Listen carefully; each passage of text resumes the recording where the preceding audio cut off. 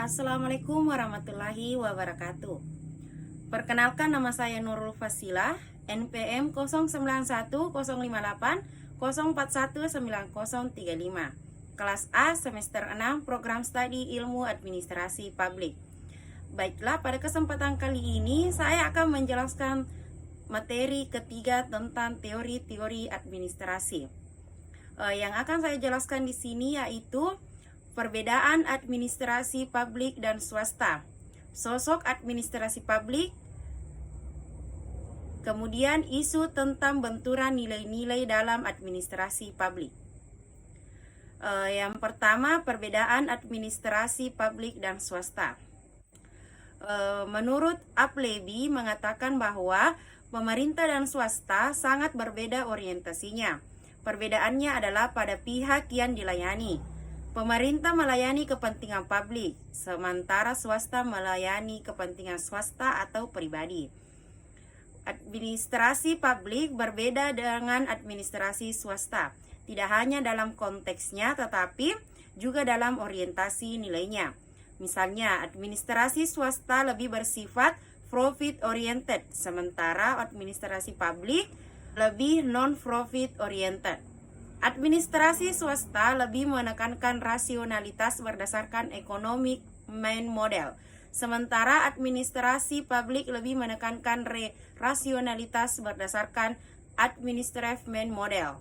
Dan administrasi swasta lebih mendapatkan sentuhan pasar, lebih otonom dan kurang mendapat pengaruh politik. Sedangkan administrasi publik sebaliknya. Administrasi publik juga harus mempertimbangkan nilai-nilai seperti keadilan dan tanggung jawab terhadap publik atau democratic responsibility and accountability. Yang kedua, sosok administrasi publik. Administrasi publik adalah orang-orang baik yang menguasai berbagai prinsip, metode, dan teknik yang dibutuhkan untuk mencapai tujuan organisasi publik.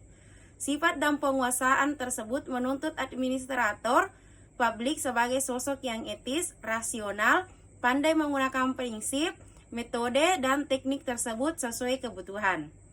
Di samping itu, seorang administrator dituntut untuk selalu peka terhadap kebutuhan masyarakat.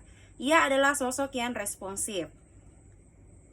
James L. Perry yang menggambarkan administrator yang ideal adalah yang memiliki technical skill, hukuman skill, conceptual skill, responsif terhadap intuisi demokratis, berorientasi pada hasil, mampu mengembangkan jaringan kerja, dan memiliki kemampuan komunikasi dan menjaga keseimbangan antar keputusan dan kegiatan.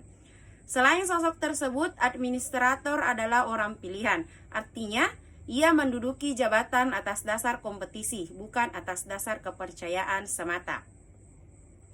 Yang ketiga, isu tentang benturan nilai-nilai dalam administrasi publik. Para administrator sering menghadapi benturan nilai yang membuat mereka sakit kepala, bahkan mengurangi wibawa mereka karena masyarakat menjadi kurang percaya kepada mereka. Contoh pertama dapat dilihat dari benturan nilai efisiensi dengan keadilan. Kedua dapat diamati dari benturan nilai rasionalitas dengan nilai kepuasan. Ketiga, berkenaan dengan benturan nilai netralitas dengan nilai berpihakan. Dan contoh lain berkenaan dengan derajat intervensi.